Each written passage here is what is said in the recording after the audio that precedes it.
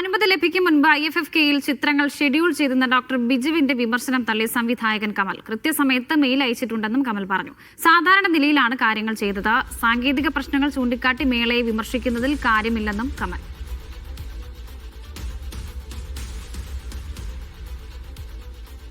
ഞാൻ പേരെടുത്ത് പറയുന്നില്ല. നമ്മുടെ വിഖ്യാതനായിട്ടുള്ള ഒരു ഫിലിം മേക്കർ പറഞ്ഞ കാര്യം എന്താ വെച്ച് കഴിഞ്ഞിട്ടുണ്ടെങ്കിൽ ഇവിടെ നിന്ന് സാധനം അയക്കാൻ ലേറ്റായി എന്നുള്ളതാണ്.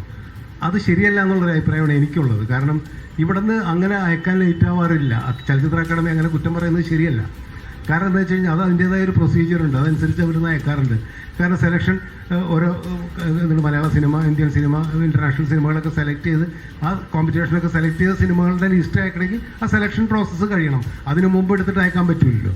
നേരത്തെ എന്തുകൊണ്ട് ഷെഡ്യൂൾ ചെയ്തു നിങ്ങൾ ഇതിന് അനുമതി കിട്ടാതെ എന്നുള്ളത്? പക്ഷെ സാധാരണ എല്ലാ വർഷവും അങ്ങനെ തന്നെയാണ്. ഇവിടെ നിന്ന് അയക്കും, അതിനുശേഷം ഷെഡ്യൂൾ അതിൻ്റെ കൂട്ടത്തിൽ ഷെഡ്യൂൾ ചെയ്യുകയും ചെയ്യും. കാരണം ഈ പെർമിഷന് വേണ്ടി വെയിറ്റ് ചെയ്തിരുന്നെങ്കിൽ ഷെഡ്യൂൾ ചെയ്യാൻ പറ്റും, നമ്മൾ ഫെസ്റ്റിവൽ മാറ്റി വെക്കേണ്ടി വന്നേനെ.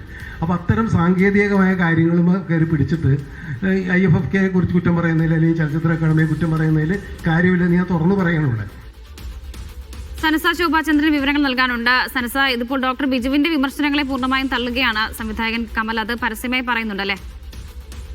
അതേ വർഷ ഇന്നലെയോടെയാണ് ഇത്തരത്തിൽ ഡോക്ടർ ബിജു, സംവിധായകനായ ഡോക്ടർ ബിജു ഫേസ്ബുക്കിലൂടെ ഈ IFFK-യിലെ 19 സിനിമകളും പ്രദർശിപ്പിക്കാൻ പാടില്ല എന്ന കേന്ദ്രത്തിന്റെ എക്സ്റ്റൻഷൻ സർട്ടിഫിക്കറ്റ് നൽകാത്ത പ്രവണതയെ കുറിച്ച് ഫേസ്ബുക്കിൽ വിമർശനാത്മകമായിട്ട് പോസ്റ്റ് ചെയ്തത്. അതിൽ പറയുന്നത് എന്താണെന്ന് വെച്ചാൽ, എന്തുകൊണ്ട് മുൻകൂട്ടി അനുമതി ലഭിക്കാതെ ഈ ചിത്രങ്ങൾ ഷെഡ്യൂൾ ചെയ്തു, പ്രദർശിപ്പിക്കാനായി ഷെഡ്യൂൾ ചെയ്തു, എന്തുകൊണ്ട് ഈ IFFK നടക്കുന്ന സമയത്ത് ചലച്ചിത്ര അക്കാദമി ചെയർമാൻ ഇവിടെ തിരുവനന്തപുരത്ത് ഇല്ല, ഈ പ്രശ്നങ്ങൾ നടക്കുമ്പോൾ അദ്ദേഹം എന്തുകൊണ്ട് ഇവിടെ ഇല്ല, എന്തുകൊണ്ട് മുൻകൂട്ടി ഷെഡ്യൂൾ ചെയ്തു, അപ്പോൾ ഇത് ചലച്ചിത്ര അക്കാദമിയുടെ പ്രശ്നമല്ലേ അനുമതി തേടാത്തത് എന്നതടക്കമുള്ള വിഷയങ്ങൾ ഉയർത്തിയായിരുന്നു ഫേസ്ബുക്കിൽ പോസ്റ്റ് ചെയ്തത്. ഇതിനെയാണ് ഇപ്പോൾ സംവിധായകൻ കമൽ തള്ളിയിരിക്കുന്നത്. ഈ വിമർശനത്തെയാണ് തള്ളിയിരിക്കുന്നത്.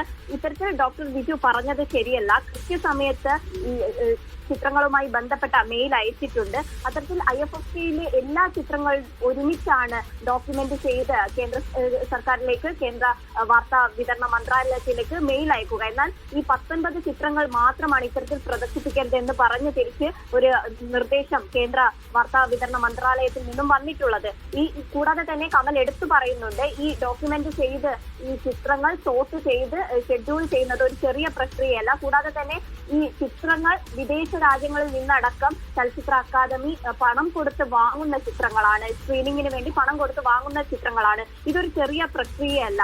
സാധാരണ നിലയിലാണ് ഈ പ്രാവശ്യവും കാര്യങ്ങൾ ചെയ്തത്. 29 വർഷം എങ്ങനെയാണോ ചലച്ചിത്രമേള നടന്നത്, അതേ രീതിയിലാണ് ഇപ്രാവശ്യവും കാര്യങ്ങൾ നടന്നത്. കൃത്യസമയത്ത് മെയിൽ അയച്ചിട്ടുണ്ട്.